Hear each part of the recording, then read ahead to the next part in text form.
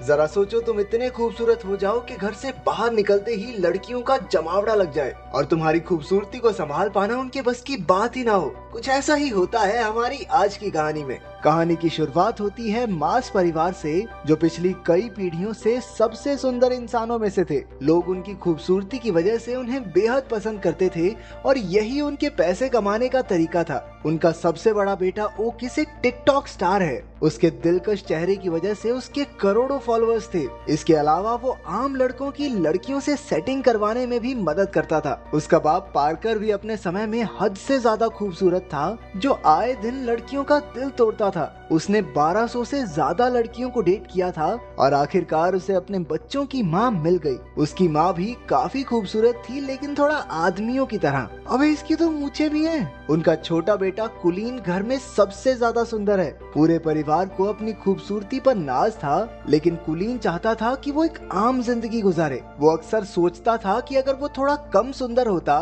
तो हर बार बाहर निकलने पर उसके पीछे लड़कियों की भीड़ ना पड़ती। उसके सुंदर चेहरे की एक झलक देखते ही लड़कियां पागल सी हो जाती। किसी की नाक से खून बहता तो कोई अपने बाल नोचकर इधर उधर कूदने लग जाती। नतीजा ये हुआ कि कुलीन की आज तक किसी लड़की से बात तक नहीं हो पाई थी। वो ज्यादा बाहर नहीं जाता था और अब तक घर से ही पढ़ रहा था। कुलीन के पास अपनी मछली के अलावा बात करने के लिए कोई भी नहीं था। वो अकेला ही पत्ते खेलते हुए मछली से बातें करता रहता। उसके इस बर्ताव से उसके परिवार को काफी चिंता हो रही थी। ओकिस कई बार उसे सुंदर लड़कियों की तस्वीरें दिखाकर पंप देता कि जा भाई, दुनिया में लड़की लड़की पटा, क्या कर रहा है तू।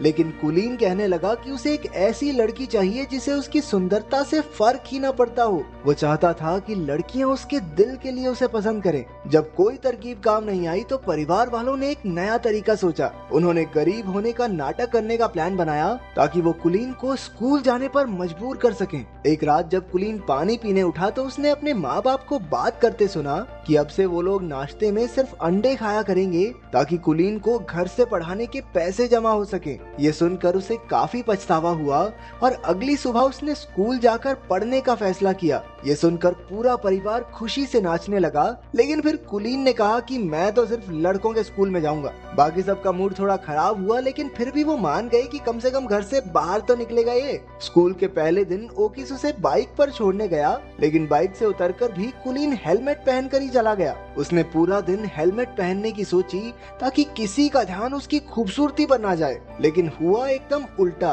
क्योंकि हेलमेट की वजह से सारे बच्चे उसे ही देखने लगे। उसे परेशान करने सिडी नाम का एक लड़का और उसके चेले आ गए। जब टीचर आई तो उसने कुलीन को हेलमेट उतारने को कहा। ना चाहते हुए भी कुलीन को अपना हेलमेट उतारना पड़ा और सबने उसका दिलकश चेहरा देख लिया। इसके बाद तो टीचर सीधा हॉस्पिटल में पहुंच गई, क्योंकि कुलीन को देखते ही उसकी सांसें थम गई थी। कुलीन सीधा घर की ओर भागा, लेकिन बदमाश लड़कों ने उसे रास्ते में ही पकड़ लिया। उसे स्टोर रूम में लाकर वो लोग सुपर हीरोज की तरह अपनी पहचान बताने लगे। ये तीनों पिछले 3 साल से स्कूल में पढ़े थे, क्योंकि सिटी को बस बीबीएम स्कूल की सबसे सुंदर लड़की अमेंडा के साथ ही पार्टी में जाना है। अमेंडा सिर्फ सुंदर लड़कों की बात ही सुनती है, इसलिए उन्होंने कुलीन को अपना डाकिया बनाने की सोची। फिर उन्होंने कीबो नाम के एक शरीफ लड़के को धमका कर उसका साथी बना दिया। कुछ देर बाद कुलीन प्रिंसिपल के पास इन बदमाश लड़कों की शिकायत करने पहुंचा। प्रिंसिपल बेचारा खुद ही अपने बेटे की वजह से परेशान था। वो उल्टा कुलीन से ही कहने लगा कि लड़की पटवा दे भाई इस बावड़ी बूथ से,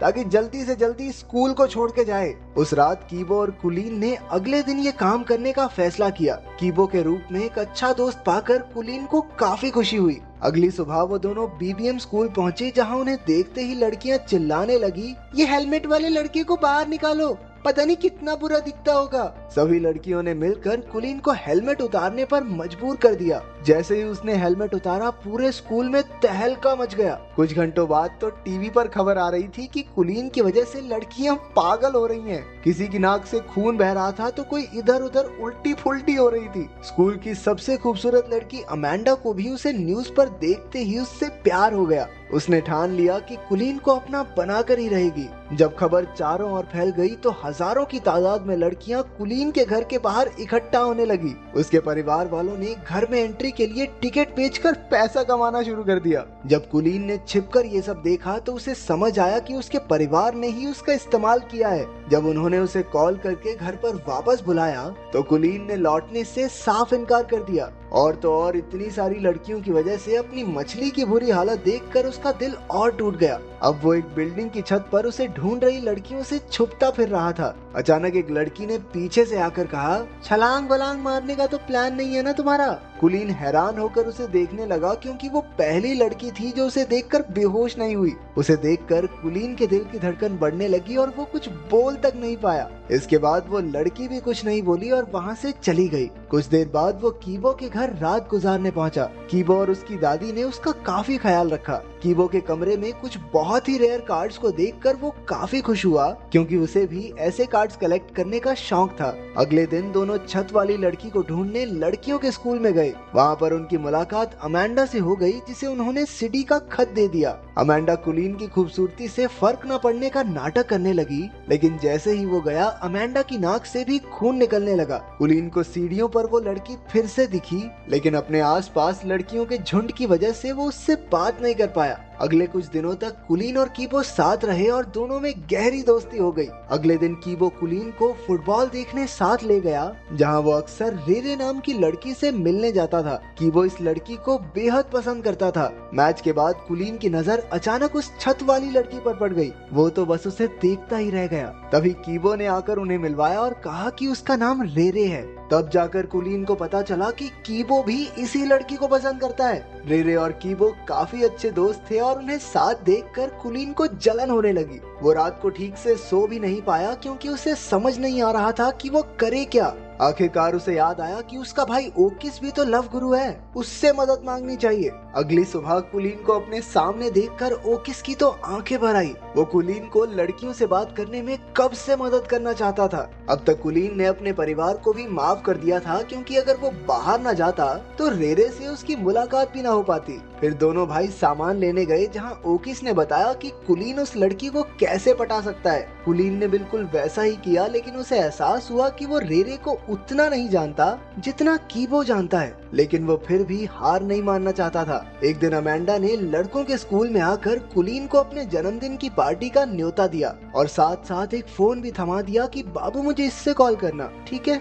फिर शाम को कीबो, कुलीन और रेरे घूमने गए। वहाँ कुलीन समझ गया कि रेरे भी कीबो को पसंद करती है। उन्हें साथ देखकर उसे जलन महसूस हो रही थी। बाद में कीबो के जाने पर उसने सीधा रेरे से पूछ लिया कि क्या वो कीबो को पसंद करती है। पहले तो रेरे नहीं मानी, लेकिन जब कुलीन ने झूठ कह दिया कि कीबो तो अमेंडा से प्यार करता है, तो अचानक से रेरे का मुंह उतर गया। अब ये साफ था कि रेरे को भी कीबो पसंद है। इसके बाद घर लौटकर कुलीन ने अमेंडा को फोन करके उससे कुछ मदद मांगी, और वो तो कुलीन के प्यार में कुछ भी करने को तैयार थी। फिर अगले दिन अमेंडा के बर्थडे पर कुलीन और कीबो दोनों पहुंचे, तो अचानक से अमेंडा ने कुलीन को छोड़कर कीबो पर ध्यान देना शुरू कर दिया। वो उसे खींचकर साइड में ले गई और तभी रेरे भी पार्टी में आ गई। रेरे की नजर अमेंडा पर पड़ी, जो कीबो को किस कर रही थी। ये देखकर उस बेचारी का दिल टूट गया और वो वहाँ से भाग निकली। उसके पीछे पीछे कुलीन ने भी जाकर अपने प्यार का इजहार कर दिया। रेरे ने जवाब दिया कि वो तो उसे सिर्फ दोस्त ही समझती है।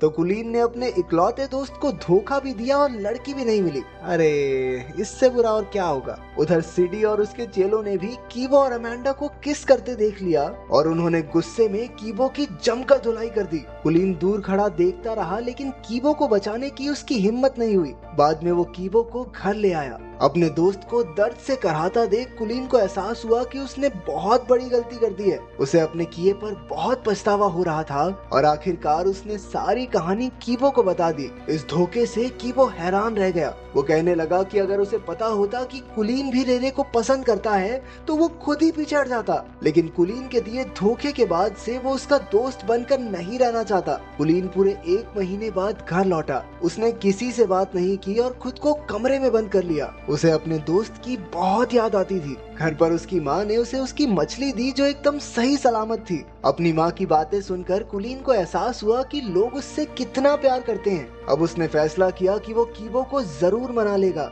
अगली सुबह उसने रेरे को जाकर सब सच बता दिया। इसके बाद उसने कीबो के पास जाकर उससे माफी मांगने की कोशिश की। तो पहले तो कीबो नखरे मारता रहा, लेकिन बातों बातों में कुलीन ने कीबो से बुलवा लिया कि वो रेरे को कितना प्यार करता है। बाद में पता चला कि रेरे फोन पर सब कुछ सुन रही थी। आखिरकार उन दोनों के बीच की गलतफहमियां दूर हो गई थी। कुछ दिन बाद सब डांस पार्टी में गए जहाँ कीबो की पार्टनर रेरे थी और कुलीन की पार्टनर अमेंडा। आखिरकार कुलीन और अमेंडा को डांस के किंग और क्वीन का खिताब मिला। जहाँ एक और सारी लड़कियां उसे स्टेज पर देखकर पगला रही थी, वहीं उसे एक लड़की की आवाज आई कि इतना भी अच्छा नहीं दिखता ये सुनते ही कुलीन का दिल एक बार फिर से जोरों से धड़कने लगा और उसकी नजरें इस अनजान लड़की को ढूंढने लगी।